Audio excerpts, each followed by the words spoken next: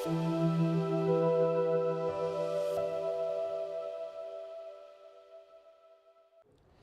नमस्कार नाजरीन, खैर मकदम है आपका प्रोग्राम योग के फ़ायदे निवेदिता जोशी के साथ। नाजरीन, जैसा कि आप जानते हैं, जैसा कि मौजू से ही उन्वान से ही ज़ाहिर है कि प्रोग्राम योग के मुतालिक है, योग के फ़ायदे के मुतालिक है। हाँ, इसमें कुछ दीगर सवालात भी होंगे जो योग से जुड़े हुए ही होंगे। ये मौजू बेहद ही संजीदा मौजू है और आपको तवक्को भी होगी कि इस पे ढेर सारी मालूमात आपको फ़राहम कराई जा सके। इसलिए ये लाज़मी हो जाता है कि हम आपके रूबरू कोई ऐसी शख्सियत को रखें जो उस फ़न में माहिर हो, उस मेयार का हो, जो कि उन सवालात का जवाब दे सके। तो आज हमारी मेहमान हैं निवेदिता जोशी जी। बहुत बहुत खैर मकदम है आपका। निवेदिता जोशी जी एक योगा टीचर हैं, योगा इंस्ट्रक्टर हैं।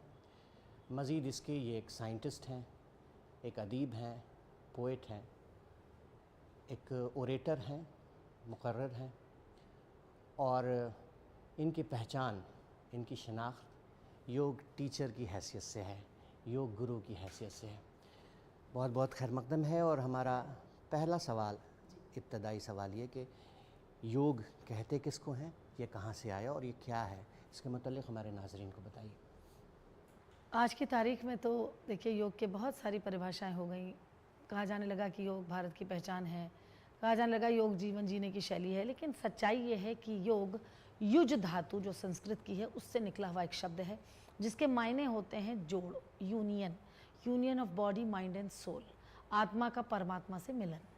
ये एक आत्म साक्षात्कार की विधा है जहाँ आप अपने बारे में जानना शुरू करते हैं, क्योंकि अगर सेल्फ रियलाइजेशन हो गया तो फिर ऑलमाइटी या हायर एनर्जी का भी रियलाइजेशन हो जाता है।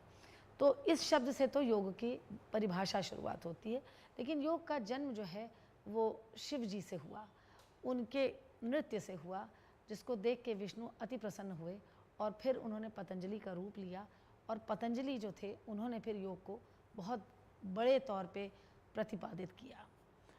पतंजलि जो मुनि थे वो बहुत बड़े ज्ञानी थे, वो भाषाकार थे, उनके पास संस्कृत का महत ज्ञान था, वो गणित के बहुत ज्ञानी थे, वो विज्ञान में आयुर्वेद के बहुत बड़े ज्ञानी थे, गुणी थे, और फिर योग में तो उन्होंने जो अद्भुत काम किए वो क्या कहना है।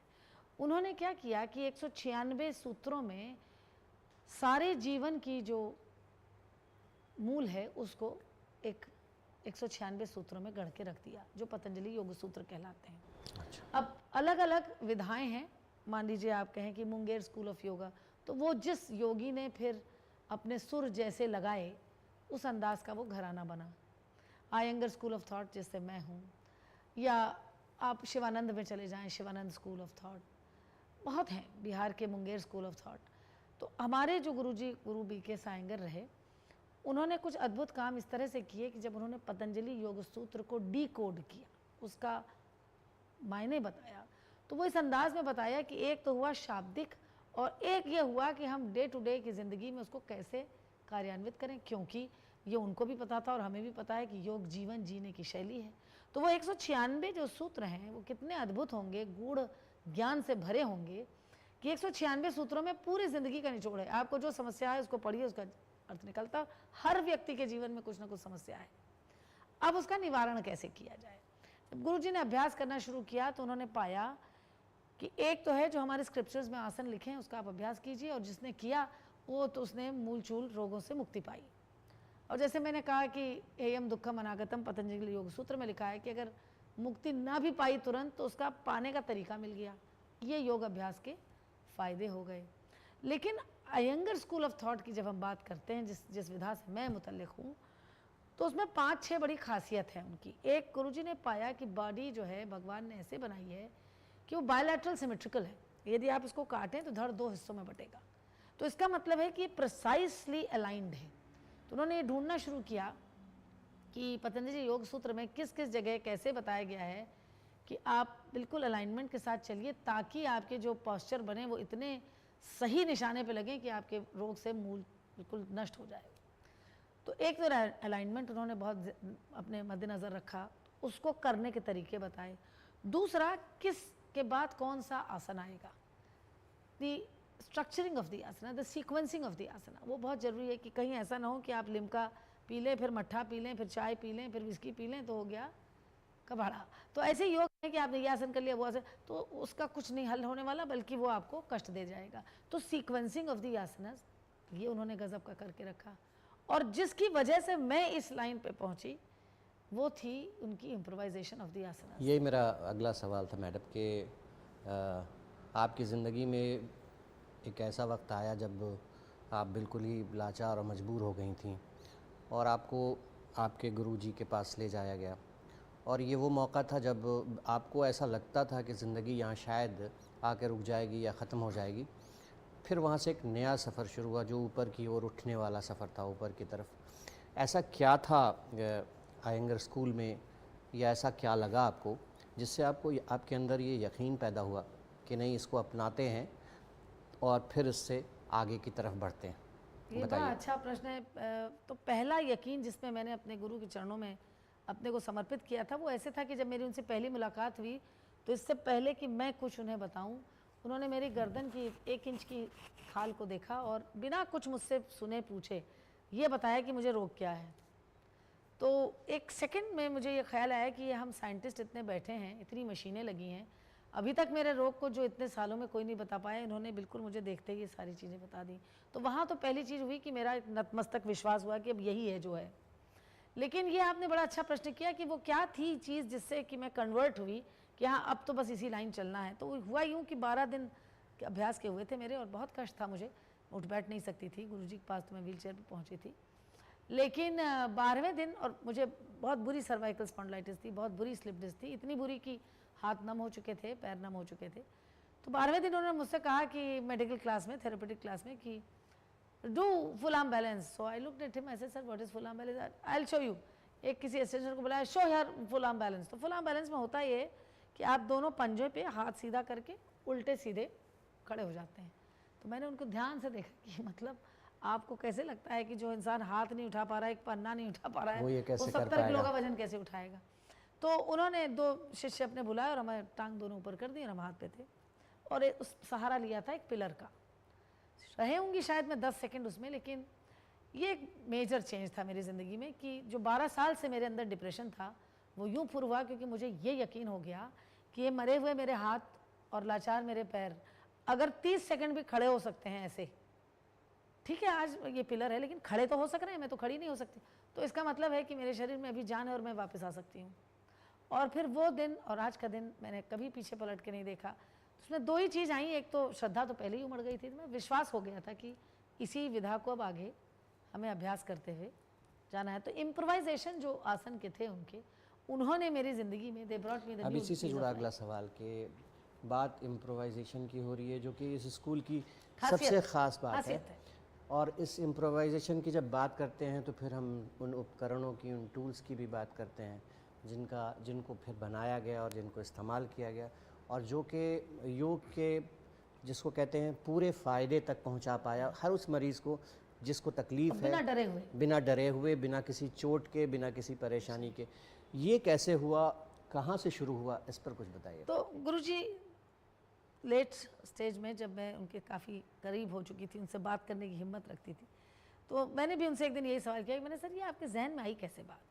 तो उन्होंने बताया कि जब मैं स्टूडेंट्स को पढ़ा रहा था तो मैं अपने शरीर का इस्तेमाल करता था। फॉर एग्जांपल उन्होंने बताया कि जब वो यहूदी मेनमन को, जो बहुत बड़े गिटारिस्ट थे, उनको जब पढ़ाया, वायलिनिस्ट थे सॉरी, तो उनको जब पढ़ाया तो उनकी बॉडी बहुत स्टिफ हो गई थी और वो बहुत स्ट्रेस में रहते थे, उनको नींद नहीं आती थी। तो एक सेतुबंद सर्वांग आसन पोज है जिसमें जाने से आपको इतना खूबसूरत असर होता है आपके जहन में कि ऐसा लगता है कि 12 घंटे आप सोए हैं। अब सेतुबंद कराना उनके लिए आवश्यक था और यहूदी मेनमन विदेश में थे, गुरुजी को पोज कराना था। उसकी एक फोटोग्राफ भी है, अगर आप उनकी लाइट ऑन योगा देखा तो गुरुजी ने यहूदी मेनन को ब्रिज पोज कराने के लिए, सेतुबंद सर्वासन कराने के लिए अपने घुटने का इस्तेमाल किया। अब जब घुटने का इस्तेमाल किया तो उनको तो पोज बहुत बढ़िया हो गई, उनको नींद भी आ गई, लेकिन उस पूरे सेशन के बाद गुरुजी ने ये देखा कि बहुत सारी चीज़ों से उनके शरीर में डैमेज आ रहे हैं, घुटना जा रहा है, कहीं कोहनी जा रही, कहीं गर्दन जा रही। तो उन्होंने सोचा कि अगर हम कुछ और उपकरण का इस्तेमाल करें और यही पोज इसी क्लासिकल फॉर्म में रह जाए तो कितना अच्छा रहेगा। तो फिर उन्होंने एकदम साधारण जो घर में ब्रिक इस्तेमाल होती है उसको लोअर स्पाइन लगा, वो बहुत बढ़िया काम कर गई। तो ऐसे धीरे धीरे उनके बहुत सारे ऐसे उदाहरण रहे। एक उपकरण है जिसको हम लोग ट्रेसलर कहते हैं, वो उन्होंने किसी हॉर्स राइडर को सिखाने जाते थे, वहाँ देखा तो उसका नाम बहुत दिनों तक हॉर्स रखा हम लोगों ने। उस पर जो हम लोग पोज करते हैं, मतलब मेरे साथ साथ तमाम कितने पेशेंट्स हैं जो उसके लिए शायद कसमें खा सकते हैं। जो क्रिटिकल पेशेंट्स जो खड़े नहीं हो सकते, हम उस पर उनको रख के खड़ा करके और उस पर कार्यक्रम करते हैं, और 10-20 दिन बाद वो जब चलना शुरू कर देते हैं तो मेरे ख्याल से आदमी भूल जाता है कि हॉर्स था जिसने वो हमको काम करके दिखाया। ये शायद इस बारे में एक बार फिर से वापस चलूँगा, मेरे जहन में ये सवाल आ गया कि ये जो आपने सिमेट्री की बात की है, हाँ। कि जिस्म 2 बराबर हिस्सों में बटा है, ये शायद यही बुनियाद है। इसी बुनियाद को उन्होंने समझा जी कि यहाँ से जो प्रिसीजन गॉड का बनाया हुआ है, इसी को बरकरार रखा जाए तो सारा कुछ, हाँ तो ही बात। तो बस उनका सारी जो विधा है फिर वो इसी और इंगित करने लगी कि सीक्वेंस बिल्कुल बराबर का हो, समय कितनी अवधि के लिए कोई आसन किया जाए। जी जी। जैसे एक बच्चे को पैदा होने के लिए 9 महीने की अवधि ज़रूरी है, उससे पहले आएंगे तो वो बच्चा कमज़ोर होगा या बीमार होगा। ऐसी आसन का भी, अगर आप किसी आसन की मिनिमम जेस्टेशन पीरियड 30 सेकंड है और आप गए और आ गए तो उसका असर नहीं होने वाला। तो ये एक उनका एक्सपेरिमेंट कि कौन सा आसन कितने देर करना चाहिए, ये अद्भुत है। मतलब ये कंट्रीब्यूशन एक अपने में कमाल की चीज़ है। तो प्रिसिशन की श्रृंखला में एक तो अलाइनमेंट हो गया, अलाइनमेंट के लिए प्रॉप्स हो गए, प्रॉप्स के जरिए इम्प्रोवाइजेशन ऑफ द आसनास हो गया, फिर सीक्वेंसिंग ऑफ द आसना हो गया, फिर टाइमिंग ऑफ द आसना। ओहो, that made the Iyengar system special, specially for the people like us जो व्हील चेयर पे थे, जिन्होंने नाउमीदी की मतलब पूरी चादर ओढ़ ली थी। और अब मेरे पास ऐसे पेशेंट्स आते हैं जो स्पाइनल सर्जरी करा के आए हैं, अब चल नहीं पा रहे हैं, डॉक्टर ने जवाब दे दिया है। तो इन्हीं उपकरणों और इन्हीं सब विधाओं के जरिए जब मैं उन्हें खड़ा करती हूँ तो बड़ा मतलब जीवन के लिए सेटिस्फाइंग होता है, और लगता है कि भगवान ने जो रास्ता दिखाया तो अब जीवन जो है सार्थक हो गया, क्योंकि आप भी वही काम करके दूसरों को दे सक रहे हैं। तो नाजरीन, ये था आज का शुमारा। आप देख रहे थे दूरदर्शन उर्दू पर प्रोग्राम योग के फ़ायदे निवेदिता जोशी के साथ। हम आपको यहीं छोड़े चलते हैं। निवेदिता जी आपको आसन का डेमोन्स्ट्रेशन दिखाएंगी। मुझे दीजिए इजाज़त, खुदा हाफिज़। भगवत गीता में लिखा गया है योगः कर्मसु कौशलम। कहने का तात्पर्य यह है कि यदि कोई व्यक्ति योग का लगातार अभ्यास करता है तो वो अपने हर कार्य में जो भी वो करता आ रहा हो, चाहे वो मोची का काम कर रहा हो, या वो कोई बड़ा बिजनेसमैन हो, या वो डांसर हो, या वो कोई साधारण नागरिक जो ऑफिस जाता हो, वो अपने कार्यक्षेत्र में उच्चतम शिखर पर पहुंचेगा, वो अपने कार्यक्षेत्र में सबसे अच्छा परफॉर्म करेगा। तो ये है योग की ताकत। आइए देखते हैं एक ऐसा पोज जो अगर हम रोज करते हैं तो नी पेन, बैक पेन और नेक पेन हो ही नहीं सकता। तो इस पोज का नाम है सुप्त यानी सुपाइन पादांगुष्ठ आसन 1। इसकी बहुत सारी सीरीज हैं। अगर क्लासिकली करें तो ये इस तरह का कुछ पोज है, सुप्त यानी सुपाइन, पादांगुष्ठ यानी पैर का अंगूठा। ऐसा पोज जिसमें हम पैर के अंगूठे को पकड़ के अपने पैरों को एक्सटेंड करते हैं, और ये एक्सटेंशन ट्रांसलेट होता है आपकी स्पाइन में। मगर ये कठिन काम है, क्योंकि इसकी एक मैंडेटरी अवस्था, एक चीज़ है जो जिसमें आपको नी खुले रखने हैं। साधारण आदमी का पैर इतना सहज रूप से खुलता नहीं है। तो इसके लिए एक इम्प्रोवाइजेशन है जो अद्भुत है, जिसमें आप अपने घर में रखी हुई कोई बेल्ट यूज़ कर सकते हैं, कोई दुपट्टा यूज़ कर सकते हैं, कोई स्कार्फ यूज़ कर सकते हैं, कोई मफलर यूज़ कर सकते हैं।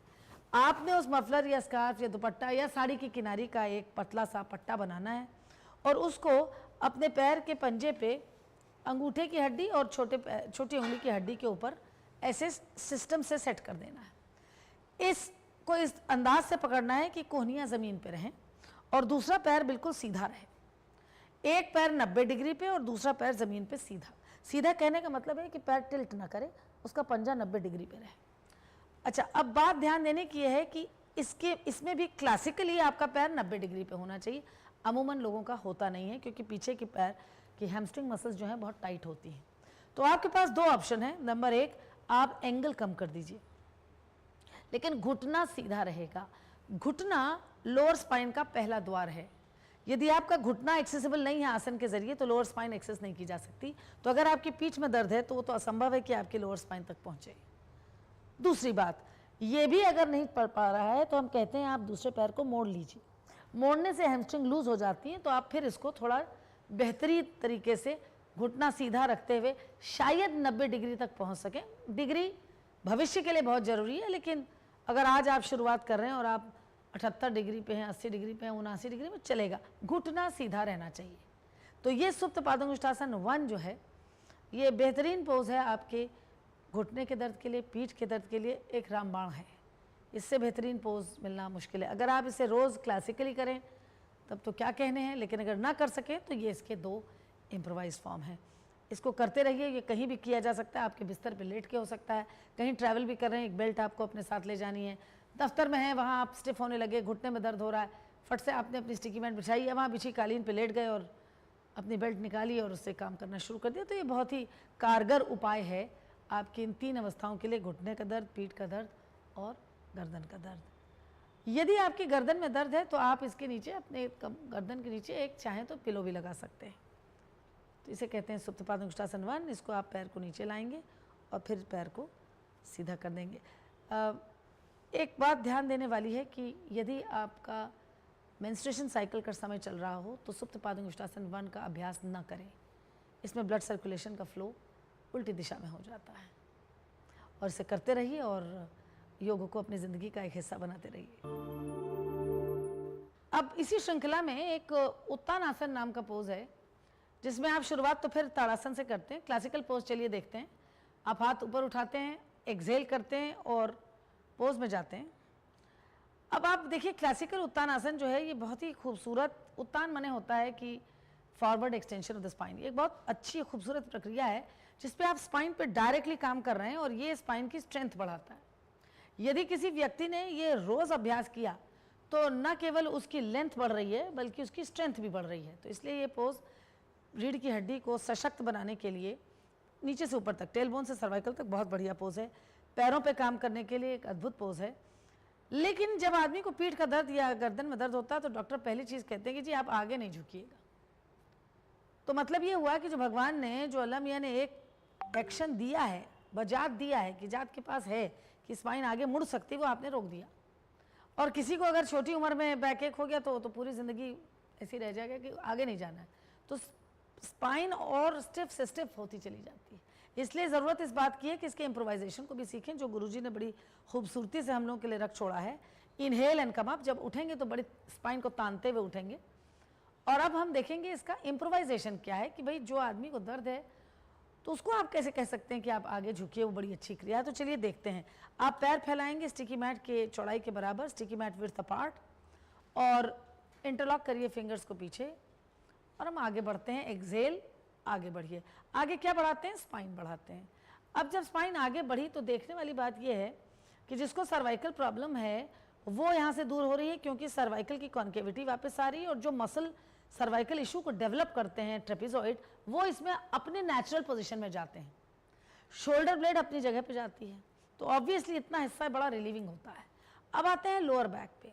यहाँ एब्डोमेन को आपको सक करना है, जो लोअर बैक के लिए, लंबर स्पाइन के लिए एक टेबल का काम करता है। तो दो the spine is moving forward yet it is very strong and strengthful for the spine. इससे स्पाइन की स्ट्रेंथ बढ़ाई जा सकती है। एब्डोमेन जब एक मेज की तरह काम करता है तो लंबर स्पाइन को बड़ा रिलैक्सेशन मिलता है। और जो खास ध्यान देने वाली बात है वो ये है कि इस पर ट्रंक और लेग के बीच में 90 डिग्री का कोण बने। जहां आपने 90 डिग्री का कोण बनाया वो आपकी लोअर स्पाइन के लिए एक अद्भुत, जिसे कहते हैं मलहम का काम करता है। तो ये इम्प्रोवाइज्ड फॉर्म है जिसको हर प्रकार का व्यक्ति कर सकता है, बिना डरे हुए, बिना इस संकोच के कि कहीं मेरी पीठ में और ज़्यादा तकलीफ ना हो जाए। Inhale, extending your hands back, come up. तो ये है उत्तानासन, इम्प्रोवाइज्ड फॉर्म। पोज आपको दिखाने जा रही हूँ, जो आसन बताने जा रही हूँ, ये एक बड़े महान मुनि थे भरद्वाज, उन पर, उनके नाम पर ये न्यौछावर है। बड़ी अद्भुत चीज़ ये है कि योग में हर एक आसन का एक नाम है और उसकी अभिव्यक्ति ही उसका गुण है। भरद्वाज मुनि ने एक तप किया जिससे वो बहुत ही अपने समय में माने जाने मुनि कहलाए। इसका तप यह है कि इसमें आप जिस तरीके से अपनी स्पाइन को घुमाते हैं और उसको होल्ड करते हैं, वो अपने में एक साधना है। टिल्ट हुआ तो बड़ा नुकसानदेह है, सही रहा तो अद्भुत उपाय हैं। तो अब आप देखिए कि दंडासन में बैठे हैं ये दो विद्यार्थी हमारे, और आप जो पीछे देख रहे हैं जिन्हें, वो इसका इम्प्रोवाइजेशन फॉर्म दिखाएंगे। साधारण रूप में क्लासिकल पोज में आप दंडासन से दोनों पैरों को अपने एक साइड ले जाते हैं। हम क्योंकि शुरुआत में दाएं कर रहे हैं तो बाईं ओर ले जाते हैं, और आप देख सकते हैं कि इसमें एक पंजा दूसरे के ऊपर 90 डिग्री पे क्रॉस करता है। उसके बाद आप अपनी स्पाइन को घुमाना शुरू करते हैं, हाथ को थाई पे एंकर करके, और वो इस तरह से घुमाते हैं कि लोअर एब्डामन, मिडिल एब्डामन, अपर एब्डामन और फिर शोल्डर, ताकि पूरी स्पाइन रोटेट करे। और इस रोटेशन में बड़ी खास बात यह है कि आपकी स्पाइन डेविएट ना करे। जब आप रोटेट करते हैं तो ना केवल सर्वाइकल, लंबर, डॉर्सल, इन स्पाइन की मेजर एक्सरसाइज होती है, और जिसकी डिस्क प्रोलैप्स है जैसे मेरी थी, उस डिस्क की वापस आने की संभावना बड़ी बनती है। तो ये बहुत ही पेन रिलीविंग है। लेकिन उससे भी ज़्यादा बड़ी बात यह है कि इस पोज में ऑर्गेनिक बॉडी को एक्सरसाइज मिलती है। अगर आप ध्यान से देखें तो एक ये संतरे या नींबू की तरह हम इनकी जो ट्रंक है उसको निचोड़ रहे हैं। तो जितनी ऑर्गेनिक बॉडी इस ट्रंक के अंदर है, उसमें से डीऑक्सीजनेटेड ब्लड बिल्कुल गशिंग बाहर निकलता है, और जैसे ही जब ये सीधे आएंगे होंगे तो उसमें ऑक्सीजनेटेड ब्लड वापस आता है। तो ये एक तरह से cleansing of the organic body है। उसके अलावा स्पाइन की डिस्क जो है वो वापस अपनी जगह में आना शुरू करती है, और ये आपको बेहद रिलीफ देता है पेन में, neck pain, back pain, knee pain. लेकिन हर व्यक्ति के लिए इस हद तक पहुंचना भी मुश्किल है। यहाँ हमने इसको एक ब्लैंकेट पे करके दिखाया कि अगर किसी को थोड़े ब्लैंकेट की हाइट की ज़रूरत है, यहाँ ये क्लासिकल है। लेकिन ज़रूरी नहीं है कि हर आदमी जिसके घुटने में दर्द हो, पीठ में दर्द हो, इतना नीचे बैठ पाए। तो उसका इम्प्रोवाइजेशन जो है वो है चेयर के ऊपर साइड वाइज। ये साइड वाइज भरद्वाज आसन है, जो आप अपने ऑफिस में भी कर सकते हैं। तो आप 12 बजे तक थक गए, आपने साइड वाइज चेयर पे फिक्स किया। आप देख सकते हैं कि हमने यहाँ घुटने के बीच में एक ब्रिक लगाया है, पैरों के नीचे ब्रिक लगाया है। ये इसलिए कि ऊपर और नीचे के पैर के बीच में 90 डिग्री बनना अनिवार्य है, उसी एंगल में वो स्पाइन घूमती है। तो इसलिए उसको हाइट बनाने के लिए इनकी 90 डिग्री की हमने पैर के नीचे 2 ब्रिक रखे हैं। और घुटने के पीछे जो ब्रिक रखा है वो इसलिए रखा है कि इनकी पेल्विस फिक्स रहे। इनकी पेल्विस फिक्स रहेगी तो स्पाइन उसके अंदर अपने एक्सिस पे रोटेट करेगी। अगर पेल्विस डेविएट कर गई और स्पाइन भी डेविएट कर गई तो इसका कोई लाभ ही नहीं है। हमें यहाँ स्पाइन रोटेट करनी है। तो बहुत बढ़िया तरीके से इसमें स्पाइन रोटेट हो रही, और जो एक्शन, जो फल इसको मिल रहा है वही चेयर पे बैठे हुए आदमी को चेयर भरद्वाज आसन करते हुए मिल रहा है। तो यदि आप भरद्वाज आसन ज़मीन पे लगातार नॉर्मल हैं, करते रहें, तो इस हद तक पहुँचेंगे ही नहीं कि आपके घुटने, पीठ में और गर्दन में दर्द हो। लेकिन पहुँच ही गए आप, तो फिर क्या करना है, उसके लिए उपाय ये है जो बहुत ही कारगर है डे टू डे लाइफ के लिए, क्योंकि आप ये ऑफिस में कर सकते हैं, हवाई जहाज में बैठ के कर सकते हैं, ट्रेन में बैठ के कर सकते हैं, गाड़ी में बैठ के कर सकते हैं। तो आप इसे ज़रूर करिए और इसको अपनी ज़िंदगी का हिस्सा बनाइए, परमानेंट हिस्सा बनाइए, ताकि आपका जो फ्यूचर है उसकी हेल्थ बहुत बढ़िया रहे। योग एक जीवन जीने की कला है, जितनी जल्दी सीख लेंगे उतना ही आपका भला है। पतंजलि योग सूत्र में कहा गया है, हेयम दुखम अनागतम, यानी व्यक्ति के जीवन में जो भी रोग, शोक, दुख, दारिद्र्य आने हैं, यदि वो योग का अभ्यास करता है तो उसे टाला जा सकता है या हमेशा के लिए समाप्त किया जा सकता है। या अगर वो शरीर में कार्मिक दोषों की वजह से प्रवेश कर गया तो उसको बहुत आसानी से उससे पार पाया जा सकता है। उदाहरण के तौर पे एक पोस्चर है अधोमुख श्वानासन, जिसमें आप ताड़ासन से अधोमुख श्वानासन की ओर जाते हैं। जैसा नाम इंगित करता है, डाउनवर्ड फेसिंग डॉग पोज। अगर आप इस पोस्चर को देखें तो और इसको कोई लगातार अभ्यास करता रहे तो इसमें lower back pain, neck pen होने की कोई संभावना ही नहीं है। उसकी वजह है केवल lower back pain, neck pain ही नहीं, इसमें अगर आप ध्यान से देखें इसका जो हार्ट है वो ज़मीन की ओर मुखातिब है। इसके मायने ये हुआ कि हार्ट वैसे स्टैंडिंग पोजीशन में अगेंस्ट ग्रेविटी होता है और यहाँ टुवर्ड्स ग्रेविटी है। तो जो हार्ट को पंप करना पड़ता है ब्लड को पैरों से ऊपर तक पहुँचाने के लिए अगेंस्ट ग्रेविटी, वो यहाँ काम आधा हो जाता है, क्योंकि यहाँ तो हार्ट का मुख ही ज़मीन की ओर है। तो दिल पे इसने काम किया, ब्रीदिंग यानी लंग्स पे काम किया, चेस्ट ओपन हुई। स्पाइन देखिए, इसमें स्पाइन की एक एक वर्टिब्री जो है वो अपने से अलग अलग स्पेस के साथ एक्सटेंड होती जाती है। तो जो लोअर बैक पेन लोगों को रहता है वो जाता है। नेक में जो इशू है, यहाँ नेक इतना फ्री है और सर्वाइकल स्पाइन की वो पोजीशन है, शोल्डर ब्लेड इतनी अच्छी तरीके से अंदर गया हुआ है, ट्रेपेजॉइड रोल करके पीछे जा रही हैं कि आदमी को अगर ये अभ्यास लगातार कर रहा है कोई, तो नेक और बैक पेन होने की कोई संभावना नहीं है। अब चलते हैं पैरों की ओर। पैर देखिए इनके कितने अच्छी तरीके से बैक ऑफ द नी खुला है। अगर आपके घुटने में कोई तकलीफ है तो बैक ऑफ द नी अगर खुल गया तो घुटने की तकलीफ चली गई। तो एक सिंपल सा पोज अधोमुख श्वानासन यदि रोज किया जाए तो कोई सवाल ही नहीं उठता है कि आपको ये छोटी छोटी चीज़ें तकलीफ देती रहेंगी। इसको ख़त्म करने के बाद आप पुनः ताड़ासन पे जाते हैं, धीरे धीरे हाथ पीछे से चलते हुए और पैरों से आगे आते हुए। अब अच्छी बात यह है कि आयंगर सिस्टम में ये तो हुआ उन लोगों के लिए जिनको कोई तकलीफ नहीं है और जो चाहते हैं कि अभ्यास के ज़रिए हम कभी रोगीले हो ना। लेकिन अगर रोग आ गया, जैसे मेरा जीवन था कि जिसमें बहुत बुरी तरीके से मैं नेक पेन और बैक पेन से ग्रसित हो गई क्योंकि सर्वाइकल स्पॉन्डिलाइटिस हो गई, स्लिप डिस्क हो गया, तब ये पोज ऐसे नहीं किया जा सकेगा। उस व्यक्ति को जो कष्ट में है, जिसका मेरा तो हाथ ही नहीं उठता था, खाना खुद से खाना निवाला लेना मुश्किल था, वो ये नहीं कर सकता। तो उसके लिए गुरुजी ने ये सोचा कि अगर हम इस पोज का जो साइंटिफिक रूप है वो ना बदलें, मगर उसका कुछ एंगल बदल दें ऐसा कि एक पेशेंट उसे कर सके, पोज को होल्ड कर सके ताकि उसको मैक्सिमम फ़ायदा हो। तो चलिए अब हम देखते हैं कि अगर हम इसका इम्प्रोवाइजेशन देखते हैं तो वो कैसा होता है और उससे कैसे कैसे भीषण रोगों से ग्रसित लोग जो मेरे जैसे थे, जिनका हाथ नहीं उठ रहा, खाना नहीं खाया जा रहा, चल नहीं पा रहे, वो ये पोज कैसे कर सकते हैं। अधोमुख श्वानासन आयंगर विधा से उसका इम्प्रोवाइजेशन देखते हैं।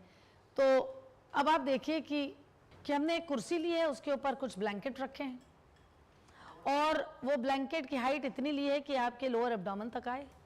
इस पे आप एक किस्म से लधर जाते हैं, ऐसे लधरते हैं कि फोरहेड जो है वो आपकी खाट पे रहे या कोई प्लेटफॉर्म उस पर रहे, हाथ खींचे रहेंगे, हाथ और पैर के बीच की दूरी 3.5 फुट रहेगी, एड़ी उठी रहेंगी जैसे हम वहाँ कर रहे थे। वो एक क्लासिकल पोज था, ये इम्प्रोवाइज्ड फॉर्म है।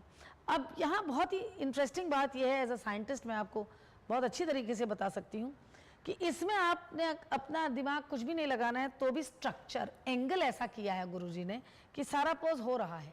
स्पाइन एक्सटेंड हो रही है, हर एक वर्टिब्री के बीच में स्पेस आ रहा है, नेक एकदम रिलैक्स है, शोल्डर ब्लेड अपने आप अंदर जा रही है। आप क्योंकि इसमें रेस्टफुल हैं तो पैर भी बहुत आसानी से सीधा है, खुला है, बैक ऑफ द नी खुला है और हार्ट और लंग्स तो एट पीस हैं। तो ये पोज अधोमुख श्वानासन जो एक्टिव विगरस पोज था becomes very passive but yet very tranquil pose. ये इतना मन और बुद्धि को शांति देता है कि आप इस पोज में अगर 1 से 1.5 मिनट ऐसे रह गए इस इम्प्रोवाइजेशन में, जब आप उठते हैं तो न केवल आप फ्रेश होते हैं और पेन से मुक्त होते हैं। तो ये एक ऐसी चीज़ है कि देखिए आप ऑफिस में भी कर सकते हैं, एक चेयर फोल्ड करके रख लीजिए और छोटे से मेज़ के ऊपर या किसी दूसरी चेयर के ऊपर अपना सर रख लीजिए। तो ये एक इम्प्रोवाइजेशन नेक पेन और बैक पेन के लिए जो बहुत आसानी से हो सकता है। हो जाए तो कैसे करेंगे और ना चाहते हैं कि आए नहीं तो इसके क्लासिकल पोज को लगातार करते रहिए।